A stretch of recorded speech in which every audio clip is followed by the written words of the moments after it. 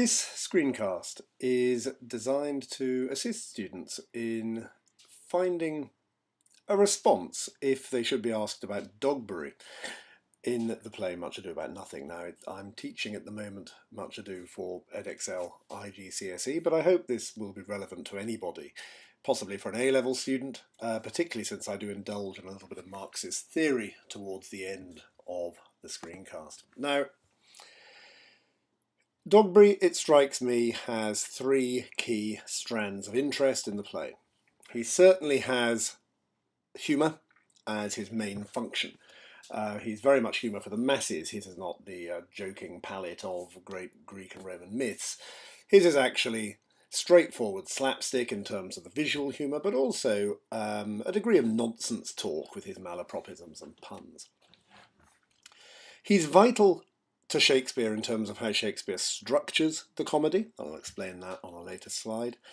And then if we view the play with a degree of sort of awareness of Marxist social theory, then again he actually fulfills a very useful social function within this play. Yes, we have to sort of lay aside our straightforward readings and allow ourselves to imagine ourselves into the character of a great Marxist critic. But if we do, it isn't stretching things too far to see Shakespeare using Dogberry quite consciously as a vehicle to show that the downtrodden lower classes are every bit as competent as their rather spoiled upper class cousins at uncovering the plots and the scheming within the play. So let's take them in order. Humour. Lots of malapropisms and puns, and here what I would ask if you were in class with me, what I'd ask you to do now, is to make a quick list of maybe 5 or 6 of Dogberry's malapropisms or puns taken from the 3 acts, or 3 scenes rather, in which he appears. And if you pause now and come back to the recording when you've done so, it would be a good way to carry on.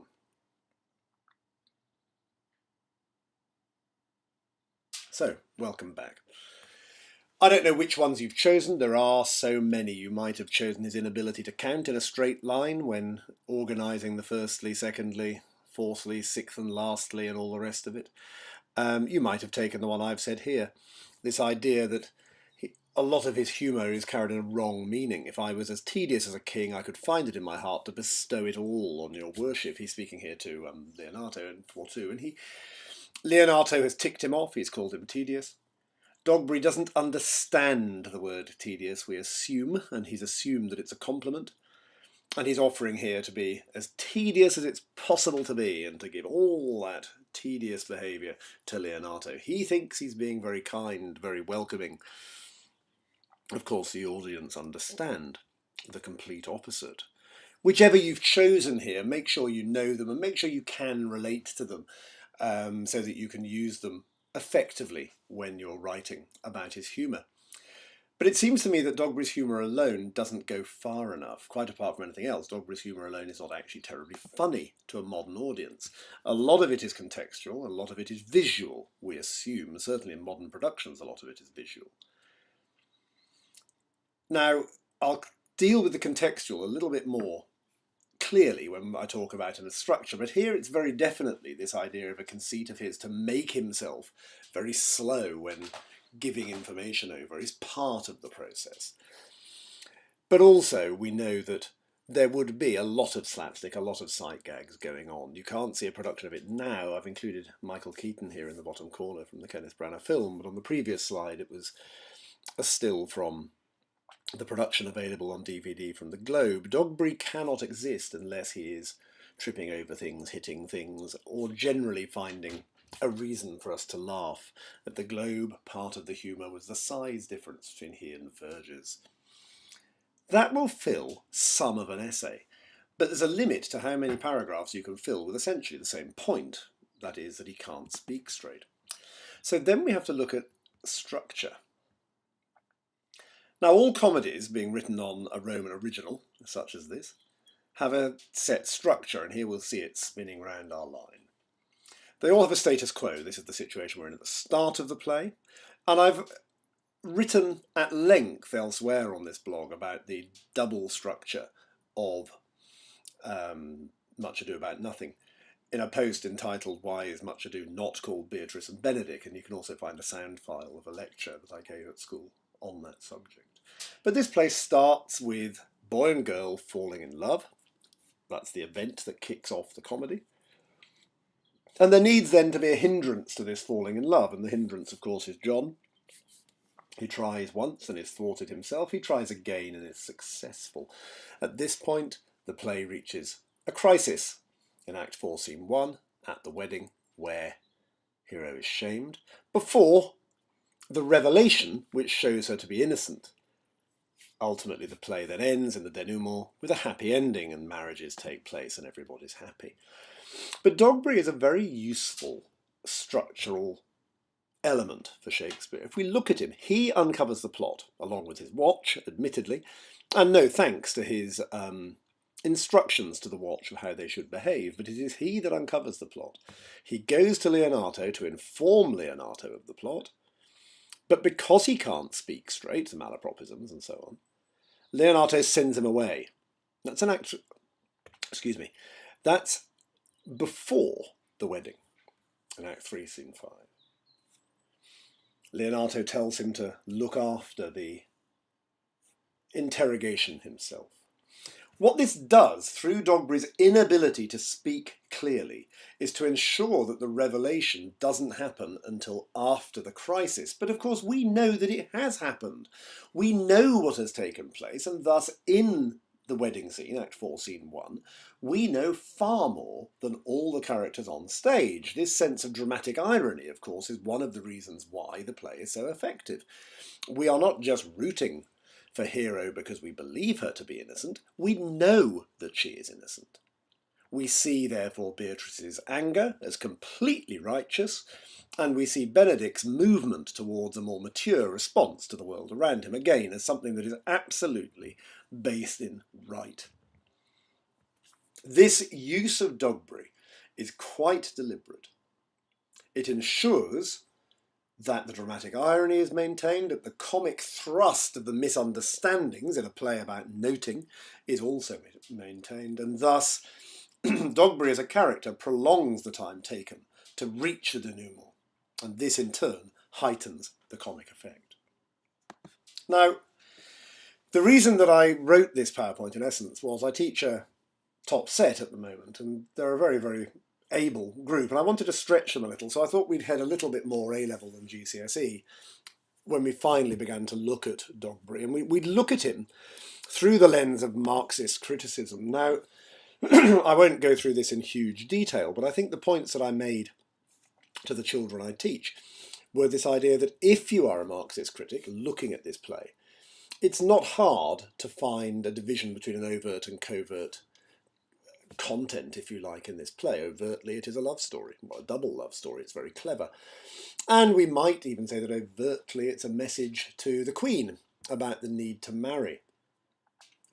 But I wonder whether we could also say, and I actually don't have any trouble with this, that it does have a covert, a sub-meaning underlying all this, in which we see Pedro, as the figure of highest authority, come off really rather badly in this play. He's made to look a complete fool by Dogberry and the Watch, the very people that he would consider to be shallow and idiotic.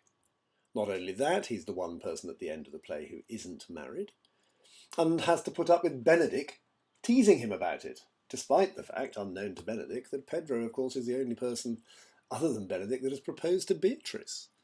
Her refusal of him is a fair statement of the fact that she doesn't hold rank above all, as is all her advice to Hero. We tend to focus on it more as a sort of feminist approach of standing up for what you believe is right. But I wonder again whether there is something more here about class and how those that are at the very top of the aristocracy are not necessarily all they're cracked up to be.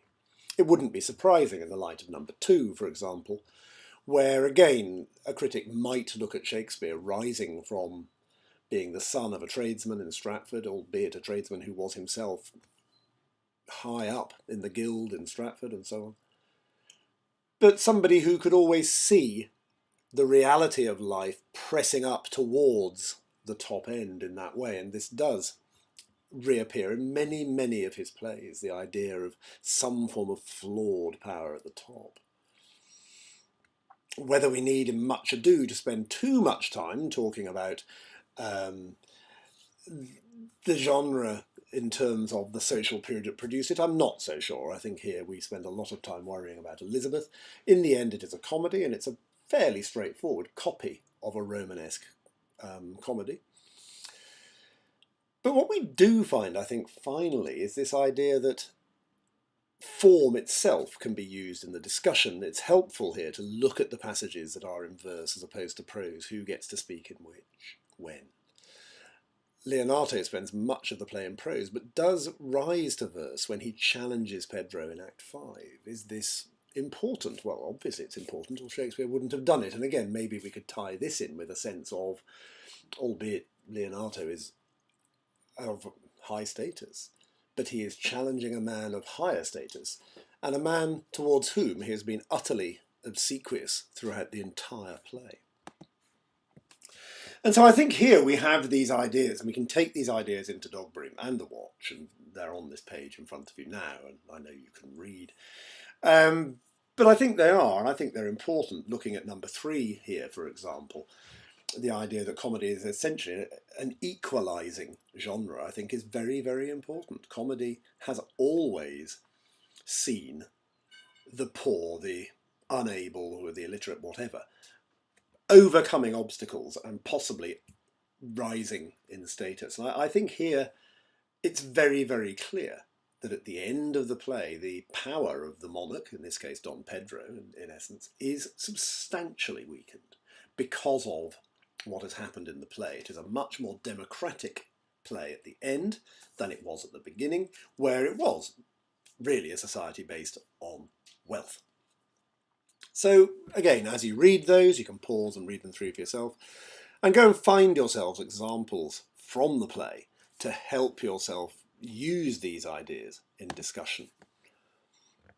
Now, don't get me wrong, there is absolutely no way that Dogberry has been written as what I'm calling here a proto-Lenin, with my tongue in my cheek.